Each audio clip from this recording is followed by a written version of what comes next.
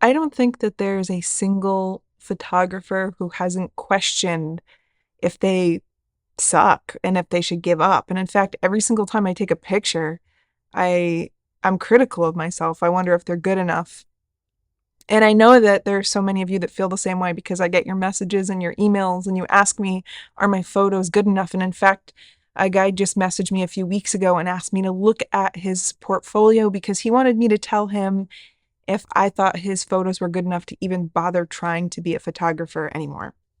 And it made me realize that I've taught so much about posing and the technical aspects of photography, but I've never really shared what I think is the biggest struggle, the biggest mental struggle, and also the most important part of being a photographer. I've seen it with so many of you, and I want to help you because I don't want you to quit. I want you to enjoy photography. I want you to feel good enough. So if you've ever doubted yourself, stay tuned because I have some really great information that I think is going to be helpful. But let me ask you a question first. Would you rather be a natural talent, a savant, you pick up the camera and everyone says that you have the eye? Or would you rather be a passionate photographer who has to work hard and study and appreciates learning to become a great photographer? Which one would you choose? Natural instant talent versus working hard and dedication and perseverance. Your answer to that question is going to reveal so much about you. And I'm going to get into it, but first I need to thank my sponsor, Squarespace. If you want to set up your own Squarespace portfolio, you can do it in like 10 minutes. You drag and drop your photos. All of the templates are beautiful. And you can do it for free right now because they have a 14-day free trial where you don't have to sign up with your credit card. You just try it for 14 days and you're going to love it. And then you can use the coupon code Chelsea to get 10% off. So go to squarespace.com/Chelsea, use the coupon code Chelsea to get 10% off. That's CHELSEA. Okay, let's get into it. Back to the question. Do you want the natural instant talent or do you want that perseverance and grit and passion to keep working at it? I feel like so many cultures value that instant talent. And think about it. Think about all of the videos about a 5-year-old who can paint amazingly, or we love a savant, or we have superhero movies where people just one day realize they have these secret powers. And I think so many of us hope that we have this secret talent that's just going to be revealed. We just have to find the right thing. And I think that's a story that's sold to us because that's easy. That's a sexy story, just instant talent. But the truth is that our greatest heroes and some of the greatest talents and greatest photographers were made, not born.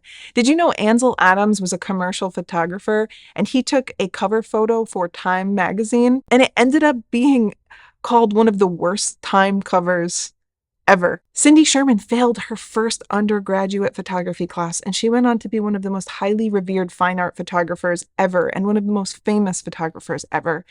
Instant talent doesn't mean that you're going to be successful forever, and struggling at first does not mean that you're never going to be a great photographer. If you answered that you would like that instant talent, that you wanted your first photos to be amazing, I think that you probably struggle. I think that you probably get frustrated when you make mistakes, and I think that you probably question whether you should be a photographer at all. I think you might get defensive when people critique your work, and you might feel threatened. Like maybe they're going to say you're not good enough. And I've struggled with that. And that's one of the biggest things that I had to overcome to be a photographer and to do my job now is just the doubt of wondering if my work is good enough, the perfectionism of creating something and then scrapping it because it's not good enough. But the good news is this is something that can be reversed. And it's referred to as a fixed mindset. A fixed mindset is when someone thinks you are either smart or talented, and that's it. You can't really improve much. There's no use trying.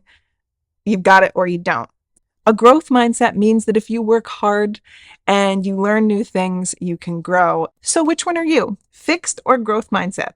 Growth mindset people typically love learning. So if you make a mistake when you're taking a picture and you say, there's camera shake. Oh, I got to learn all about shutter speed. Another thing to learn. I can do that. You're probably growth mindset. If you took a test and you didn't do well and you said, I just have to study harder, you're probably growth mindset. If you believe failures are just temporary setbacks, you're probably growth mindset. If you willingly embrace challenges because you're not afraid to fail, you know failure just means there's more to learn, you're probably growth mindset. If you view feedback as an opportunity to learn, someone comments on your picture, hey, the horizon's not level, and you say, really? How do I do that? You're probably growth mindset. All of these things equal up to basically mean you see failure as an opportunity to learn. It doesn't make you want to quit forever. You just want to persevere and try again. What are some signs you're a fixed mindset? If you believe that intelligence and talent are static, you either have it or you don't, you're probably a fixed mindset. If you avoid challenges to avoid failure, you get a photo gig, but it's for a lot of people and you've never done that before and you're afraid you'll look stupid or you'll fail or you'll mess it up, so you're just going to turn it down, you're probably a fixed mindset. If you make excuses and ignore feedback from others, you're probably a fixed mindset. Does someone say, oh, your horizon's not level? And you say, well, what do you know? Who are you? I wanted it that way. It's fine. It's level. The ground goes that way. You're probably a fixed mindset. If you hide your flaws to avoid being judged by others, so you took a bad picture, but you're not going to tell anyone, you pretend that you never get out of focus pictures, you don't do that because you're a talented photographer, probably a fixed mindset. If you view feedback as a personal attack, someone says, hey, your picture's a little out of focus, and you say, well, you know what? You're ugly. You're probably a fixed mindset. And if you give up easily, you're probably a fixed mindset, which is why I'm making this entire video, because I know a lot of us struggle with this. I don't think all of us are one or the other. I think we're mostly all mixed. And it helps to just kind of catch these habits so we can grow. So let's talk about why it matters. Well, one is that it makes you more resilient. I said I don't want you to quit photography, and that's true. There's no reason that you should be giving up because you make a mistake. Mistakes can be fixed. Things you don't know can be learned. Dr.Carol Dweck, the writer of the book Mindset I was talking about, did a ton of studies. And one of them was that she gave a classroom full of kids easy puzzles, and she let them all do them, and all of the kids did well in the classroom. Then she divided the class into two groups. She told one group of kids, you did really well, you must be so smart. And she told the other group of kids, you did so well, you must have worked so hard. She gave them another set of more difficult puzzles, and when she went back to the group of kids that she praised for being smart, they didn't get as many right, and they didn't try as hard. And in fact, some of them quit. And when she went to the group of kids that she told, you worked really hard, they did even better. They kept up the challenge and they worked harder to complete the puzzles that were more difficult. Just this mindset of realizing that making a mistake doesn't mean you're not smart. Making a mistake means that you need to try harder, or you need to try again, or there's more to learn. I think it shows the power of just changing your point of view. Having the growth mindset will also help you improve your photos. Like we talked about before, if you're too fixed to improve yourself, if someone tells you they see an error in your pictures, or you see an error in your pictures and you become dismissive or defensive, how do you improve? Once you can look at your mistakes and say there's more to learn, then you're more likely to learn more and expand and keep growing. Once that you look at your mistakes and you say, oh, I'm just too stupid to get this, that's when people start quitting. Another one of Dr. Dweck's tests is that she took students who had taken a test and she analyzed their brain activity while they were reviewing the mistakes they made in their test. The students that she had categorized as being fixed mindset students had very low brain activity when reviewing these mistakes. The students who had a growth mindset had high brain activity. Aside from analyzing their brain activity, she had also just asked questions, and the growth mindset students were like, yeah, I want to see what mistakes I made so that I can do better next time. And the fixed mindset students wanted to see the tests of people who did worse than them because they wanted to compare down to make themselves feel better. And so if you're doing that with your photography, if you're saying, yeah, I got motion blur, but at least I'm not that person, they can't even expose their photo right, then you're keeping yourself from growing. I think it also just helps to know that about people. You can't let people like that bring you down because they just feel bad about themselves. This isn't a competition. We're all doing what we love. We should get to just enjoy it. Even if we never become a master, even if we never become the next Ansel Adams, why shouldn't we be allowed to enjoy this passion that brings us happiness? The next reason why adopting a growth mindset matters is that it humbles you. When people have a fixed mindset, they're so defensive and they're so fearful that they're not good enough that they do that comparison. They like to bring others down. They think they can bring themselves up by tearing other people down, by being critical, by always thinking of other people. And it's really not constructive. Once you acknowledge that you're just a work in progress and that you're always going to be improving, you don't have to feel threatened and you don't have to deny your mistakes. I'm not saying I'm perfect at any of this. I'm just saying that these are the things that we keep in mind to try to be better and to try to be more productive students of our craft. Okay, so We know that having a growth mindset can help us. We know that having a fixed mindset can hold us back and actually kind of make us more miserable. And we know that we don't want to quit photography. We want to just keep enjoying it. So I compiled some tips to help you so that when you're taking photos, you can think in a more positive way that's going to lend you to more growing and learning.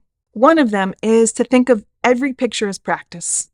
There is no final picture. You're not going to take a picture one day and say, this is it. This is the best picture ever taken. I'm done forever. All photography is over. That's not how it works. No one's ever going to be done. Or maybe you don't even have to be improvement minded or perfection minded. Maybe every photo is just something to enjoy.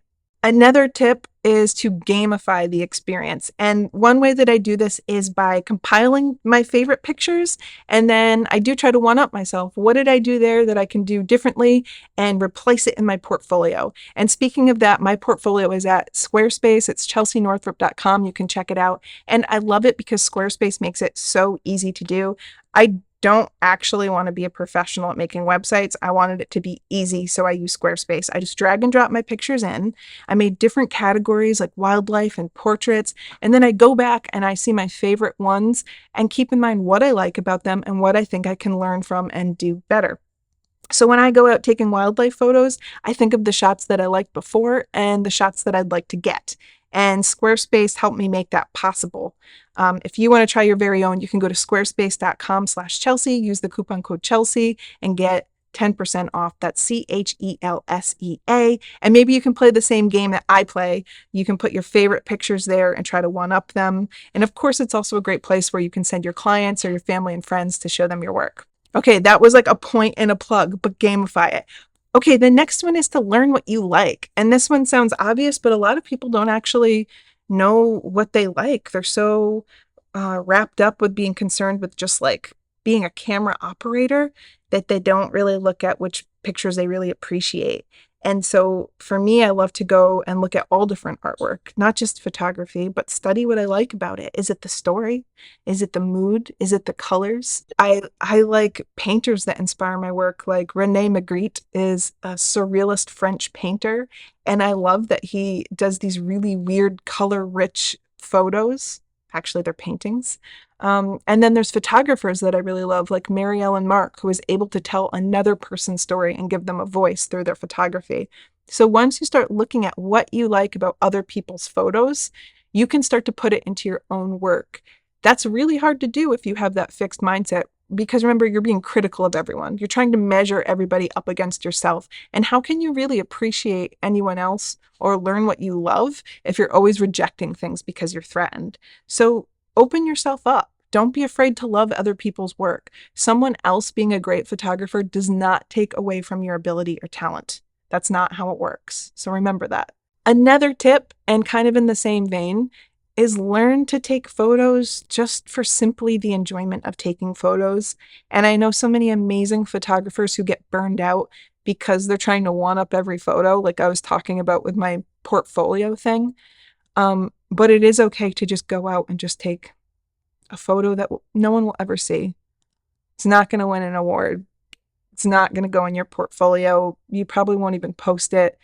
Enjoy the process. Another thing to keep in mind is that you should be normalizing struggle. Everyone struggles. The best photographers you know struggle. It's challenging to grow and learn. It's fine. Some people like to pretend that it's easy because they want it to look easy so they look talented, and that's just not the truth. If you're growing, you're being challenged, and that's normal. And then the last and final point is to celebrate your growth. It's so easy to look at the last picture you took and be dissatisfied, but go back to your first picture or your first 20 pictures. What did they look like? Did you mess up the exposure? Was the horizon all crooked? Was there camera shake and motion blur? Were people's expressions weird? Or were they cut off at strange points in portraits? I'm sure that you made so many mistakes, and you are capable of learning and creating better pictures then. And you're capable of learning and creating better pictures now. So don't give up and don't be hard on yourself. If you have any other tips that you'd like to share with the people in my audience, please share down below.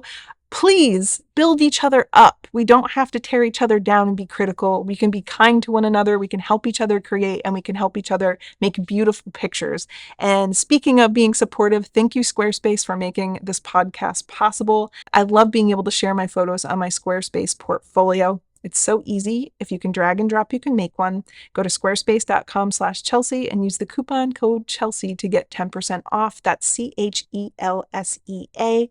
Thank you, and see you next time.